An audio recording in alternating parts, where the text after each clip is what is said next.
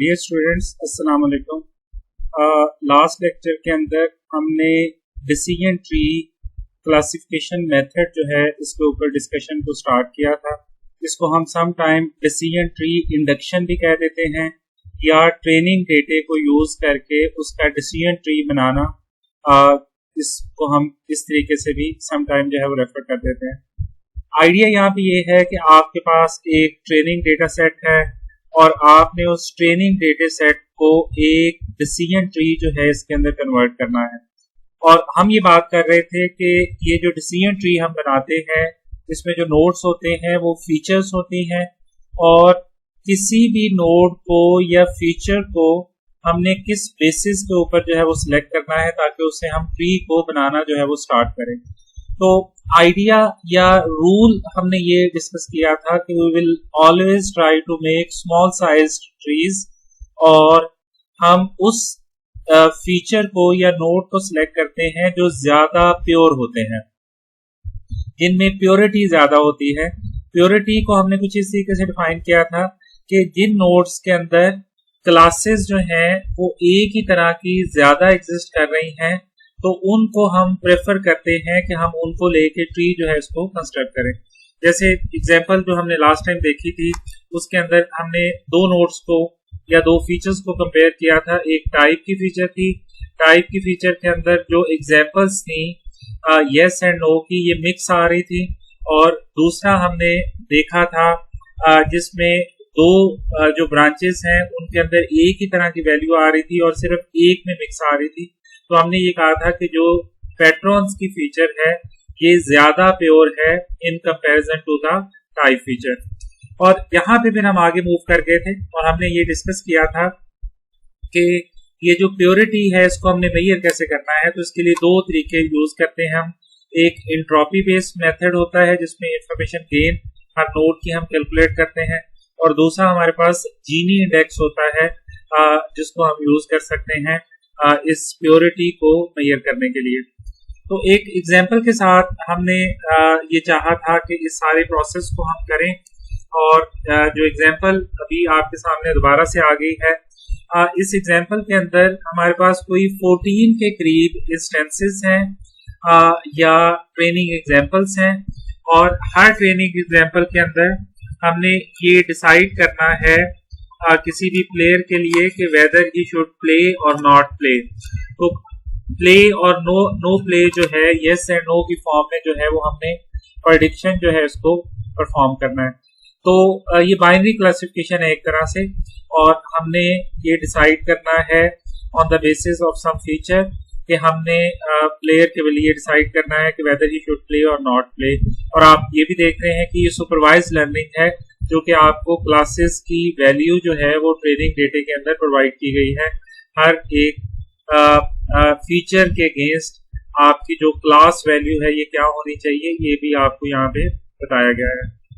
तो अब हमने ये देखना है कि हम इससे ट्री जो है इसको किस तरीके से कंस्ट्रक्ट करें। और ट्री कंस्ट्रक्ट करने के लिए हमें सबसे पहले ये देखना पड़ता है कि हमने किस फीचर से ट्री को बिल्ड करना स्टार्ट करना है, और इसमें वही प्योरिटी का कॉन्सेप्ट आ जाता है। अब आपके सामने सारी फीचर्स जो हैं वो आपके सामने दिखाई गई हैं वन बाय वन, और अगर आप गौर करें तो ऑलमोस्ट हर फीचर की वैल्यू के अगेंस्ट जो यस एंड नो की वैल्यूज हैं वो आपको यहाँ पे गिवन है। और आप ये गौर कर सकते हैं कि ऑलमोस्ट हर फीचर में मिक्स वैल्यूज आ रही हैं। ओके, ये टेम्परेचर के अंदर भी मिक्स वैल्यूज आ रही हैं, विंडी के अंदर भी मिक्स वैल्यूज आ रही हैं, क्लास की जो वैल्यूज हैं वो मिक्स आ रही हैं, ह्यूमिडिटी में भी मिक्स वैल्यूज आ रही हैं। और अगर आप गौर करें तो आउटलुक में एक लेवल के ऊपर एक ही वैल्यू आ रही है यस, और बाकी लेवल्स के ऊपर जो है वो मिक्स वैल्यूज जो है वो आ रही हैं। तो हम ये कह सकते हैं स्टेट पे कि जो आउटलुक है वो इन कंपैरिजन बाकी सबसे ज्यादा प्योर है। प्योरिटी वाइज ये ज्यादा प्योर है क्योंकि इससे चांसेस है कि जो ट्री बनेगा उसका साइज जो है वो ज्यादा लार्ज नहीं होगा। तो अब इसको हमने थोड़ा मैथमेटिकली कैलकुलेट करना है। तो let's start with this information कि हम इसको एंट्रोपी से करें, और एंट्रोपी जो है इसको हम बिट्स में मेजर करते हैं। इसके लिए जो मेजरमेंट हम यूज करते हैं, दैट इज बिट्स। और इंट्रोपी जो है इसको कैलकुलेट करने का फॉर्मूला ये होता है जो कि आपके सामने अभी प्रेजेंट किया गया है। इसको आप देख सकते हैं कि किसी भी यस एंड नो की जो प्रोबेबिलिटीज हैं उसको हमने log ऑफ P1 के साथ मल्टीप्लाई करना होता है और इस तरीके से हमारे पास इंट्रोपी की वैल्यू जो है वो कैलकुलेट होती है। इसके जरा स्टेप्स देख लें। सबसे पहले हम कैलकुलेट करते हैं इंट्रोपी फॉर ईच ब्रांच, मतलब हमने एंट्रोपी कैलकुलेट करनी है फीचर की हर वैल्यू के लिए। ओके जी। उसके बाद हमने एवरेज एंट्रोपी कैलकुलेट करनी है फॉर द नोड्स, या नोड के लिए हमने एवरेज एंट्रोपी जो है वो कैलकुलेट करनी है। और उसके बाद हमने इंफॉर्मेशन गेन कैलकुलेट करनी है नोड की, which is equal to total information minus average entropy of the nodes, जो कि हमने प्रीवियस स्टेप के अंदर कैलकुलेट की हुई है। ओके जी। उसके बाद हमने नोड को सिलेक्ट करना है with highest information gain which is based on the concept of entropy, और उसके बाद with mix classes branches and repeat the process 1 to 4। तो एक दफा जब हम एक नोड क्रिएट कर लेंगे तो ऐसी ब्रांचेस जिनमें मिक्स क्लासेस आ रही हैं उसके लिए फिर इस प्रोसेस को हमने 1 से लेके 4 वाला जो प्रोसेस है इसको रिपीट करना है। इन सारे स्टेप्स को मैं रिपीट करने जा रहा हूं, जरा गौर से देखिएगा। सबसे पहला स्टेप हमारा ये है कि हमने एंट्रोपी कैलकुलेट करनी है for each value of the feature. Feature की जितनी भी वैल्यूज हैं उन सब के लिए हमने एंट्रोपी जो है इसको कैलकुलेट करना है। तो अब जरा देखिएगा, let's start with the outlook. Outlook की वैल्यू अगर इक्वल टू सनी के हो तो इसकी एंट्रोपी इस तरीके से कैलकुलेट होगी। तो अब आउटलुक की वैल्यू जहां पे सनी है वहां पे एक तो सनी 5 टाइम आया है एग्जांपल्स के अंदर, और इसमें 2 एग्जांपल्स हैं जो यस की हैं और 3 एग्जांपल्स जो है ये नो की हैं। ओके जी। तो हमारी प्रोबेबिलिटी बनेगी 2/5 एंड 3/5, क्योंकि टोटल एग्जांपल्स 5 हैं और यस की प्रोबेबिलिटी है 2/5 और नो की प्रोबेबिलिटी है 3/5। तो प्रीवियस फॉर्मूले को यूज करके हमने एंट्रोपी कैलकुलेट कर लेनी है for Sunny. 2/5 minus log of 2/5 minus 3/5 log of 2/5। तो इसका आंसर जो है वो 0.971 बिट्स बनेगा। ओके जी। तो आउटलुक की जहां पे वैल्यू सनी है उसके लिए हमने एंट्रोपी कैलकुलेट कर ली है। उसके बाद आउटलुक की वैल्यू जहां पे ओवरकास्ट है उसके लिए हम एंट्रोपी जो है वो कैलकुलेट करेंगे। तो आउटलुक की वैल्यू जहां पे ओवरकास्ट है ये 4 टाइम आया है और आप देख के भी आए हैं, और इसमें 4 टाइम जो है वो यस आया है और 0 टाइम्स नो आया है। ओके, मतलब आपके पास एंट्रोपी यहाँ पे क्या बनेगी, एक आपके पास सिचुएशन बनेगी 4/4 की जिसको हम 1 रेफर कर सकते हैं, और दूसरी सिचुएशन आपके पास बनेगी 0/4 की जिसको हम 0 के तौर पे जो है वो रेफर कर सकते हैं। तो एंट्रोपी ऑफ आउटलुक यहाँ पे वैल्यू ओवरकास्ट है या ब्रांच ओवरकास्ट की है, वहां पे आपके पास इंडिविजुअल एंट्रोपी जो है वो निकल रही है 0 बिट्स। उसके बाद आउटलुक की वैल्यू जहां पे रेनी है, आप देखें ये 5 इंस्टेंसेस हैं और इसमें 2 यस की हैं, 3 नो की हैं, और इसी तरीके से आपने प्रोबेबिलिटी के साथ इसकी एंट्रोपी कैलकुलेट कर ली, ये सेम निकलेगी। 0.971 बिट्स जो है इसकी एंट्रोपी जो है वो यहाँ पे निकल रही है। ये आपका फर्स्ट स्टेप जो है वो कंप्लीट हो गया। प्रीवियसली जो आपने स्टेप्स देखे थे उसमें आपने जो फर्स्ट स्टेप है ये कैलकुलेट कर लिया है। This is your step number 1 जो आपने आउटलुक के लिए परफॉर्म किया है। अब आपने आउटलुक की एवरेज एंट्रोपी कैलकुलेट करनी है। तो एवरेज एंट्रोपी जो है वो कैसे निकलेगी, आपने 5/14 टोटल इंस्टेंसेस हैं, इसको 0.9571 से मल्टीप्लाई कर देना है। 4/14 को आपने 0 से मल्टीप्लाई कर देना है। 5/14 को आपने 0.971 से जो है वो मल्टीप्लाई कर देना है। तो आपके पास 5 इंस्टेंसेस ऐसी थी जहां पे आउटलुक सनी थी, और 4 इंस्टेंसेस ऐसी थी जहां पे आउटलुक ओवरकास्ट थी, और 5 इंस्टेंसेस आपके पास ऐसी थी जहां पे आउटलुक रेनी थी। तो 14 टोटल इंस्टेंसेस हैं जो कि आपके पास हैं। तो इस तरह से आपने इसको मल्टीप्लाई करके एवरेज कैलकुलेट कर ली, और आपके पास एवरेज जो है वो निकली है 0.693 बिट्स। तो यहाँ पे आपका स्टेप नंबर 2 जो है वो कैलकुलेट हो गया है। जो प्रीवियस आपने स्टेप्स डिफाइन किए हैं, यहाँ पे आपका स्टेप नंबर 2 जो है वो कैलकुलेट हो गया। इस स्टेप 1 और 2 को जरा यहाँ से भी देख लें। ये आपका आउटलुक की सिचुएशन है, ये सनी की सिचुएशन है। इसके अंदर आपकी एंट्रोपी आप देख रहे हैं कि 2 यस की कंडीशंस हैं और 3 नो की कंडीशंस हैं। तो इस तरीके से एंट्रोपी आपकी 0.971 बन रही है, जो आप प्रीवियस स्लाइड में भी देख के आए हैं। ऐसे ओवरकास्ट है, इसकी एंट्रोपी 0 बन गई है, जो आप प्रीवियस स्लाइड में भी देख के आए हैं। और रेनी की एंट्रोपी जो है वो आपके पास इस तरीके से 0.971 बन रही है। ये सारा आप प्रीवियस स्लाइड के अंदर जो है वो देख के आए हैं। अब आपने एवरेज कैलकुलेट कर ली और एवरेज के बाद आपने पूरे नोड की इंफॉर्मेशन गेन कैलकुलेट करनी है। तो नोड की जो इंफॉर्मेशन गेन है ये कैसे कैलकुलेट होगी? That is information before split minus information after split. Okay, तो it will be info of 9 मतलब 9 टोटल इंस्टेंसेस हैं, जिसमें 9 यस की हैं और 5 नो की हैं। और आपने इससे इसकी एंट्रोपी कैलकुलेट कर लेनी है, जो आपकी टोटल बिफोर स्प्लिट इंफॉर्मेशन आ जाएगी। ये आपकी इस तरीके से कैलकुलेट होगी और आपने इसमें से माइनस कर देना है 0.693 को। तो एक तरह से आप माइनस कर देंगे 0.94 माइनस 0.693 जो है, इसको आप इसमें से माइनस कर देंगे और पूरे नोड की इंफॉर्मेशन गेन आपके पास आ जाएगी 0.247।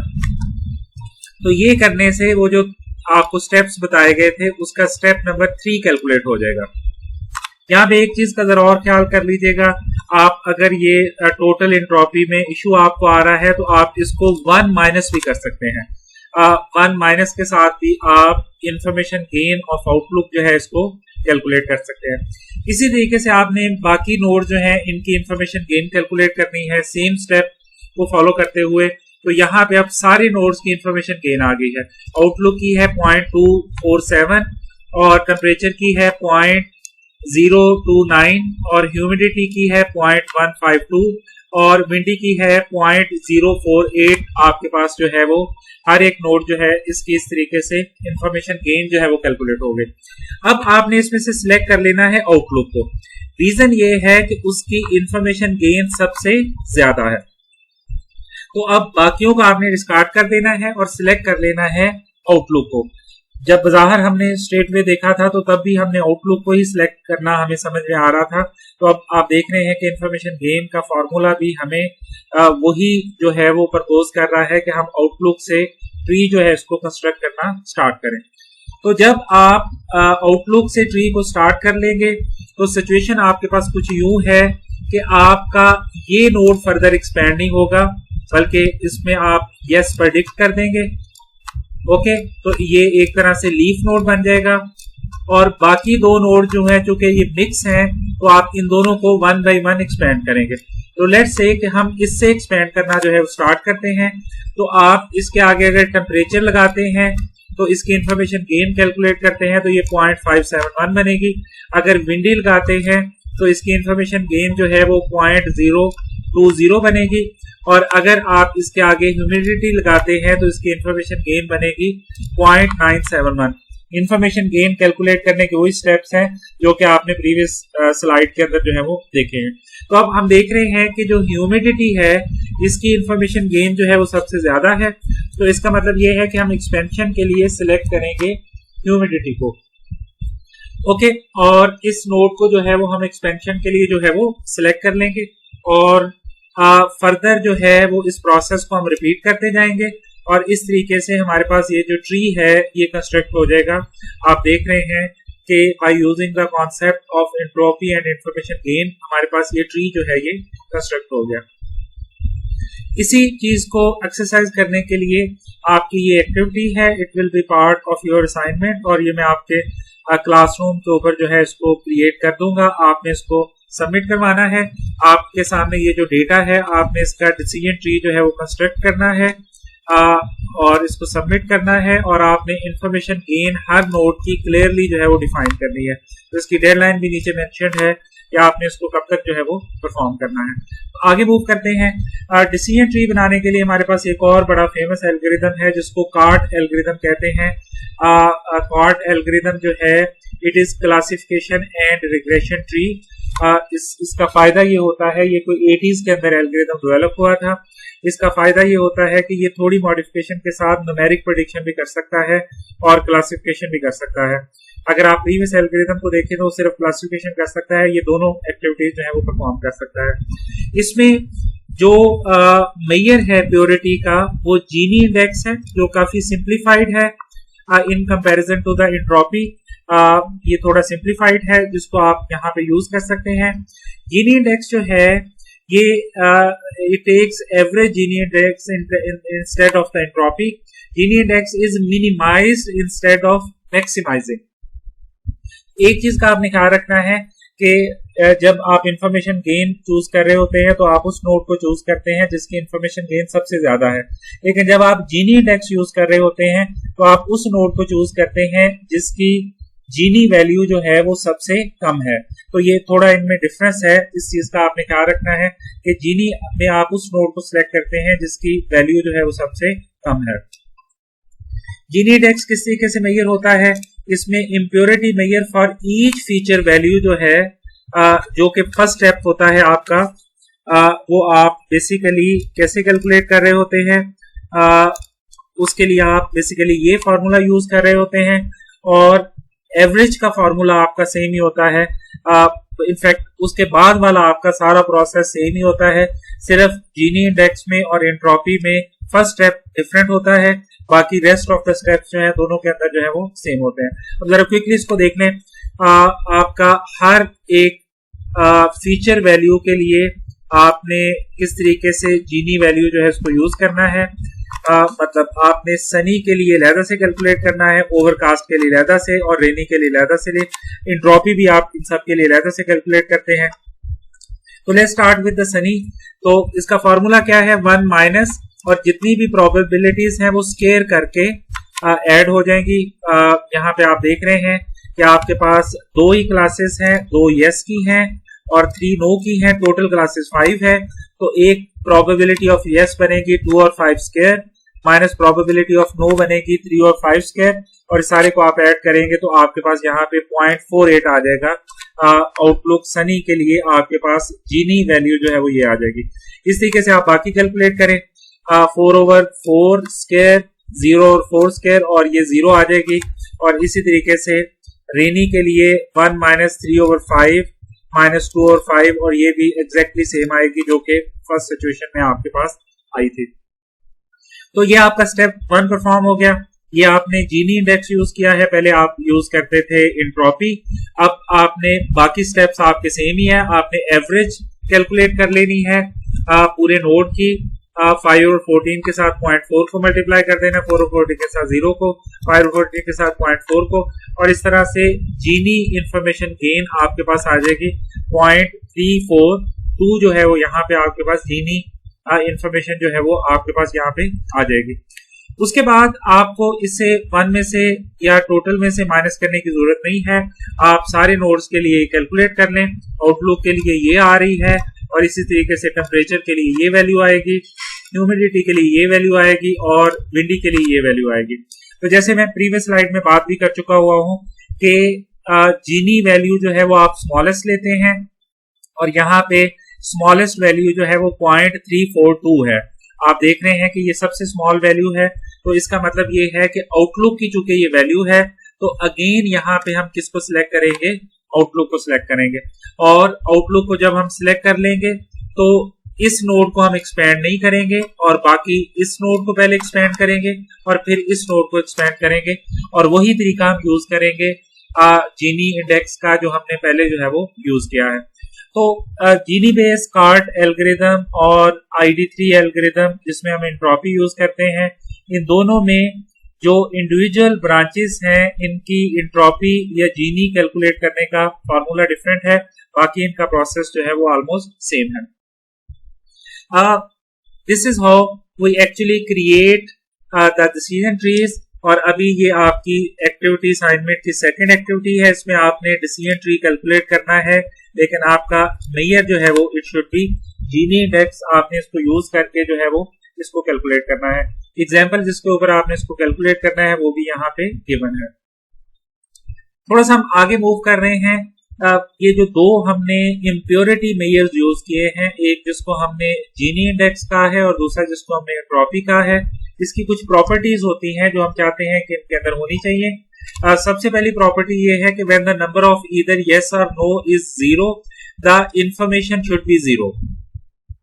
तो अगर आपके पास जो वैल्यू है वो ए की क्लास है या पूरी यस की क्लास है या पूरी नो की क्लास है, तो इंफॉर्मेशन की वैल्यू जो है वो जीरो होनी चाहिए। आपने एंट्रोपी में भी देखा है कि ये जीरो निकलती है और जीनी इंडेक्स में भी देखा है आपने ये जीरो निकलती है। अगर यस एंड नो इक्वल है तो जो वैल्यू है एंट्रोपी की या जीनी की ये मैक्सिमम होनी चाहिए। इसका मतलब ये है कि टोटल एग्जाम्पल 6 थी और 3 ही यस की थी, 3 ही नो की थी, तो इसका मतलब यह है कि एंट्रोपी की वैल्यू उस वक्त क्या होनी चाहिए, 1 होनी चाहिए, हाईएस्ट होनी चाहिए। जैसे राइट पे आपको जो डायग्राम नजर आ रही है जिसमें हम यही बात कर रहे हैं कि अगर दोनों क्लासेस जो हैं नेगेटिव एंड पॉजिटिव इक्वल हैं तो उस वक्त एंट्रोपी की वैल्यू जो है ये मैक्सिमम होनी चाहिए या 1 होनी चाहिए।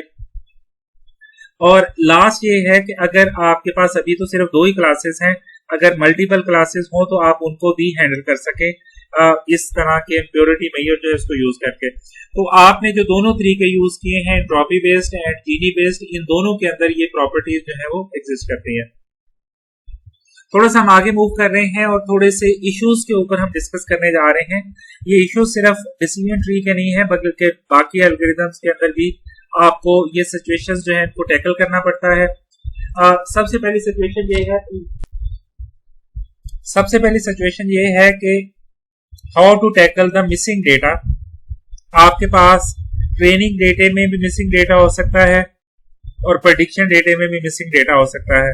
तो मिसिंग डेटा कॉमन फिनोमेना हो सकता है, हमने उसको किस तरीके से ट्रीट करना है।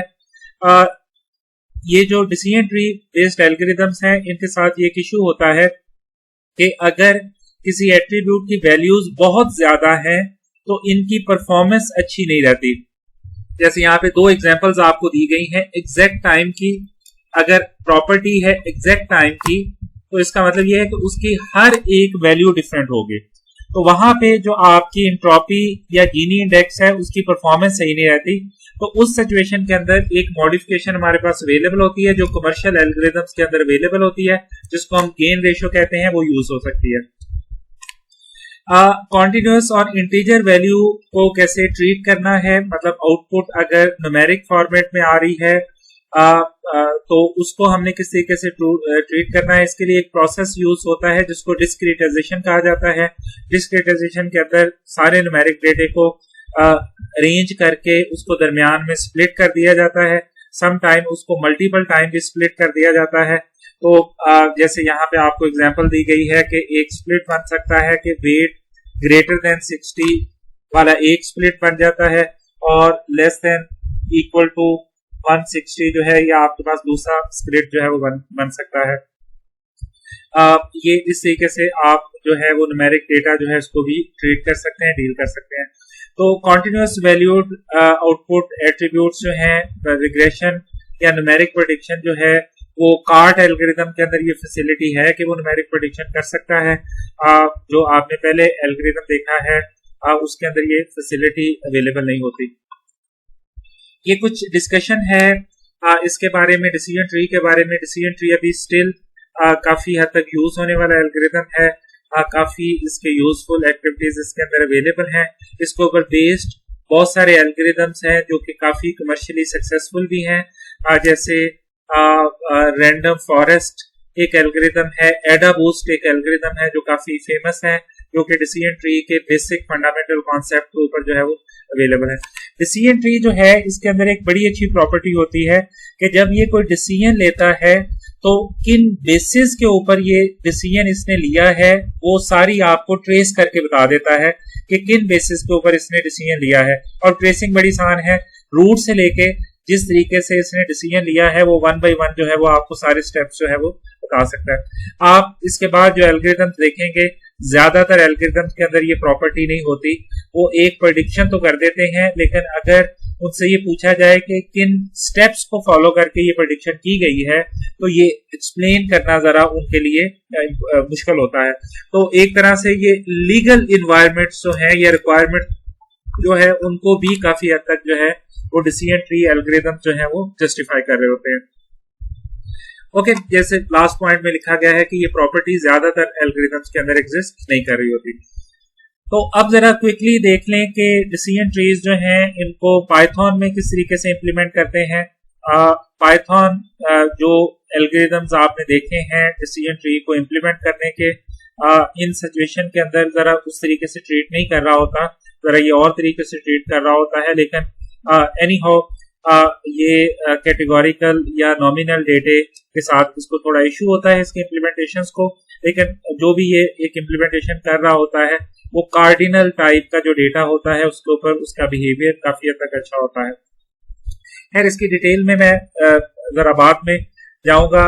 कुछ स्टेप्स के अंदर हम ये एक्टिविटी परफॉर्म करते हैं। Let's start with loading the data, और कुछ लाइब्रेरीज हमें चाहिए होगी। Let's start with the pandas. आप जानते हैं डेटा सेट को लोड करने के लिए इसको हम यूज करते हैं, डेटा फ्रेम को।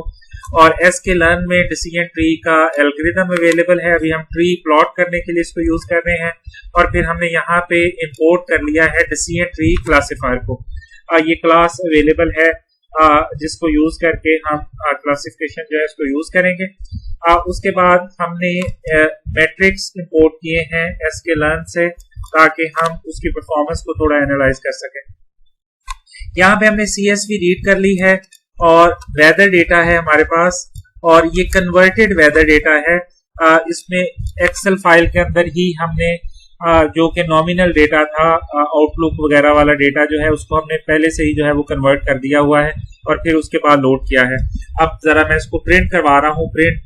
ये DF के अंदर मैंने इसको लोड कर लिया है डेटा फ्रेम को, और फिर यहां से मैं इसको प्रिंट करवा रहा हूं। आपको अब यहाँ पे ये प्रिंट हुआ नजर भी आ रहा है। तो बजाय इसके कि वो जो लैब के अंदर आपने देखा था कि हम मैप के फंक्शन को बार बार यूज करें, हमने एक्सेल फाइल के अंदर ही अपने डेटे को कन्वर्ट कर दिया हुआ है। आप देख रहे हैं कि हमने 1 2 3 वैल्यूज यूज करनी है आउटलुक के लिए, और टेम्परेचर के लिए ऐसे 1 2 3, ह्यूमिडिटी के लिए भी हमने 1 और 2 वैल्यूज यूज करनी है, और विंडी ट्रू फॉल्स से इसके लिए हमने 0 1 वैल्यूज जो है वो यूज कर ली है। तो डेटे को हमने पहले ही एक्सेल के अंदर कन्वर्ट कर लिया है, और फिर उसको हमने यहाँ पे लोड कर लिया है। उसके बाद यहाँ पे हमने डेटे की इंफॉर्मेशन को भी डिस्प्ले करवा दिया, प्रिंट इन्फो को, और आप देख रहे हैं हर एक डेटा टाइप जो है वो डेटे की आपको यहाँ पे नजर आ रही है। आखिर में जो कि आपका क्लास ऑब्जेक्ट है वो ऑब्जेक्ट टाइप की फॉर्मेट के अंदर जो है वो आपको नजर आ रहा है। तो ये कुछ स्टेप्स आप यूज करेंगे और अपने डेटे को लोड कर लेंगे। अगला स्टेप ये है कि आपने डेटे को स्प्लिट करना है। डेटे को आपने 2 हिस्सों में स्प्लिट करना है, ताकि उसका एक्स पार्ट अलहदा हो जाए जिसको हम फीचर्स कहते हैं, और उसका आउटपुट पार्ट जो है वो अलहदा हो जाए जिसको हम क्लास कहते हैं या कैटेगरी कहते हैं। तो इस स्प्लिट प्रोसेस को जरा देख लीजिएगा। सबसे पहले हमने फीचर्स को नेम दे दिया, outlook, temperature, humidity and windy, और एक्स को हमने रेफर कर दिया DF की फीचर्स पार्ट। तो जो उसका फीचर पार्ट है वो अलहदा हो के एक्स के अंदर सेव हो जाएगा। तो एक और डेटा फ्रेम आपके पास बन जाएगा एक्स नाम का, और इस डेटा फ्रेम के अंदर सिर्फ आपके पास फीचर्स वाला हिस्सा जो है वो आ जाएगा। और इसको जब हम प्रिंट करेंगे आगे आप देखेंगे कि इसको प्रिंट किया जाएगा। यहाँ पे इसकी प्रिंट पे आप गौर करिएगा जरा कि आपने जो क्लास वाला पोर्शन था उसको अलहदा कर दिया है, आउटलुक, टेम्परेचर, ह्यूमिडिटी और विंडी जो है जो कि फीचर्स थी उनको आपने सेपरेट कर दिया है और उसको एक्स के अंदर सेव कर दिया है। उसके बाद आपने प्ले वाले पार्ट को अलहदा कर दिया है जो कि आपका क्लास एट्रीब्यूट था। नीचे आपको इसकी आउटपुट नजर आ रही है कि आपने प्ले वाला पार्ट जो है उसको अलहदा कर दिया है और वो आपको सेपरेट यहाँ पे नजर आ रहा है। आप एक्स को प्रिंट करेंगे तो आपके पास ये ऊपर वाला डेटा जो कि सिर्फ फीचर्स है, और जब आप प्रिंट करेंगे वाई को तो सिर्फ क्लास वाला डेटा जो है वो आपके सामने जो है वो प्रिंट हो जाएगा। ओके जी, कुछ और आप यहाँ पे स्टैटिस्टिक्स दे सकते हैं जो कि आप पहले भी देख के आए हैं कि आप इसको ग्रुप बाई कर दे प्ले को, तो ये आपको नीचे अब बता रहा है कि इसके अंदर नो की 5 क्लासेस हैं और यस की जो है वो 9 क्लासेस हैं। तो सेकंड स्टेप आपका ये है डेटा लोड करने के बाद कि आपने अपने डेटे में क्लास एट्रीब्यूट को अलहदा से कर दिया है वाई के अंदर, और फीचर्स वाला जो मैट्रिक्स है उसको आपने अलहदा कर दिया। अब आपने डिसीजन ट्री बनाना है based on the concept of entropy, और इसको जरा देखिएगा। आपने डिसीजन ट्री के कंस्ट्रक्टर को कॉल किया, जो क्लास ऊपर आपने इंक्लूड की हुई है उसके कंस्ट्रक्टर को कॉल किया, और क्राइटेरियन में आपने एंट्रोपी बता दिया है। मतलब आप एंट्रोपी के कॉन्सेप्ट के ऊपर बेस्ड जो है वो डिसीजन ट्री जो है इसको क्रिएट करेंगे, और उसके बाद इस डिसीजन ट्री को आप डॉट फिट के फंक्शन को कॉल करके इसको पास करेंगे फीचर सेट और क्लास सेट। तो आपने फर्स्ट आर्गुमेंट में इसको फीचर्स बता देनी है, और जिसके ऊपर आपने इसको मैप करना है वो एक्स आपने इसको सेकंड जो है वो उसमें बता देनी है। उसके बाद आपने ट्री को प्लॉट कर दिया, डी ट्री इसमें आपने पास कर दिया और फीचर्स के नेम्स पास कर दिए। ये फीचर्स की एरे आपने ऊपर बनाई हुई है। इसका प्रिंट आपको ये ट्री जो है वो यहाँ पे नजर आएगा। डेफिनेटली ये वो ट्री नहीं है जो कि आपने एग्जाम्पल के अंदर देखा था। उसकी वजह ये है कि पाइथन की लिमिटेशन है कि ये जो कैटेगोरिकल एट्रीब्यूट्स हैं उनको न्यूमेरिक के तौर पे ट्रीट करता है। मतलब वो जो 1 2 3 वैल्यूज आपने दी थी वो तो आपके कैटेगोरिकल नॉमिनल एट्रीब्यूट्स थे, ये उनको न्यूमेरिक एट्रीब्यूट्स के तौर पे ट्रीट कर रहा होता है। तो I am trying to like search some library जो कि उनको कैटेगोरिकल एट्रीब्यूट्स के तौर पे ट्रीट करके वो ट्री बना दे। अदरवाइज अभी हमें इसी ट्री के साथ जो है वो गुजारा करना पड़ेगा। और अगर ट्री की वैल्यूज जो हैं वो एट्रीब्यूट्स की वो कार्डिनल टाइप की है, मतलब है तो नॉमिनल है लेकिन उनकी एक रेंज बनती है, तो उस सिचुएशन के अंदर ये जो ट्री बनाता है उसकी परफॉर्मेंस को इतनी बुरी भी नहीं होती। दूसरा आपका जीनी इंडेक्स है। तो अब आपने क्लास को दोबारा से कैलकुलेट किया, लेकिन अब आपका क्राइटेरियन क्या है? जीनी। इसकी बेसिस के ऊपर आप ट्री बनाएंगे, और ट्री को आपने फिट कर दिया एक्स एंड वाई को, और फिर आपने ट्री जो है इसको प्लॉट कर दिया है। अब वही प्लॉट वाली फीचर जो है इसको यूज करके अब आप देख सकते हैं कि आपका जो क्राइटेरिया यूज हुआ है दैट इज जीनी इंडेक्स, जिसकी बेसिस के ऊपर आपका ट्री जो है वो कंस्ट्रक्ट हो रहा है।